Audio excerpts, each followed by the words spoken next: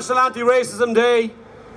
We're a broad community in Ireland now. We're all standing together, and I want you to give a big warm welcome to the stage on behalf of the Irish anti-racist movement on International Anti-Racism Day, Mehmed Oladog.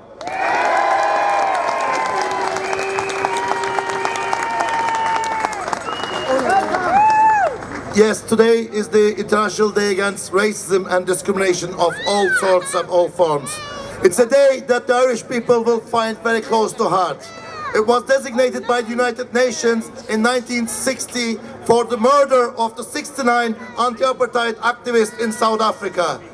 To commemorate these people and to remember their memories, United Nations has declared this day as the International Day Against Racism. And today, we have organized a rally in Dublin. And from this rally, contributed by 25 organizations, we bring you the solidarity and the messages of support and friendship in all languages, in all religions, in all backgrounds, and in all nationalities. And we say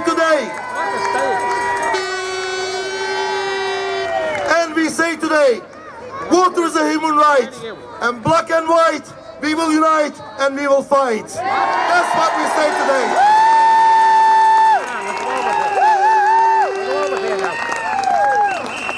From Bolivia to Detroit, to Ireland, to Greece, people have been fighting for a long time. Ordinary decent people against cuts, austerity, unjust taxes like the water charges in Ireland. And these are the people who have been hurt, whose livelihoods have been taken away from them, from the very same organizations like the Troika, their own governments, like the international bankers and the corrupt governments. These are the people whose hopes, whose visions and whose dreams for a better world, for a better country in their own world is together. These are the people who have common ambitions for a better world. We don't discriminate between a child that has to go to school hungry here in Ireland versus a child that has the same hunger in Greece or in Bolivia. We don't say any child is more important than another child because of their color or their ethnicity. Because migrant or local resident or citizen or refugees or the travelers or the Roma people, we are the 99%. We make up the 99% against the 1% and their economic political choices that forced us into unemployment, into poverty, into lack of hospital beds. We are the 99% and we stand in unity with the Right to Water campaign. We do campaign for Right to Water as the migrants, as the new communities of this country. But solidarity isn't just a story in all of this. It is not just a good picture, nice picture where we stand together and call this country our country and we fight for a better country. There is something else that's happening around the world, in Europe and in Ireland, and it's the rising sectarianism, racism and discrimination. And we like to say, look around the world, look at the history. It is not the Irish migrants in America who created the crisis of JP Morgan Bank. It is not the undocumented migrants in America who actually forced the crash of the housing market.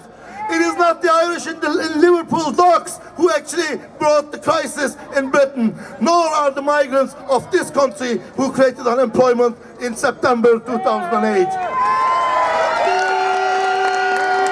Ireland has a very proud history of standing with the oppressed, with the downtrodden, and with the people of victims of war, apartheid, and racism.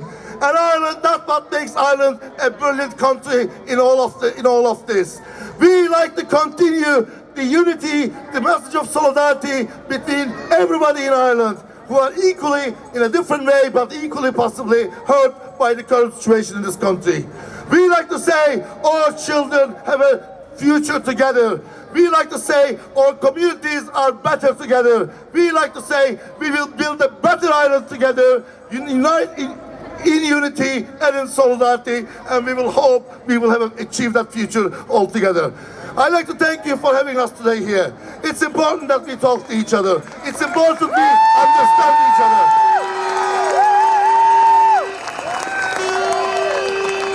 It is also important that the top 1% will tell us it is the single parents who party throughout the days, times of the Celtic Tiger.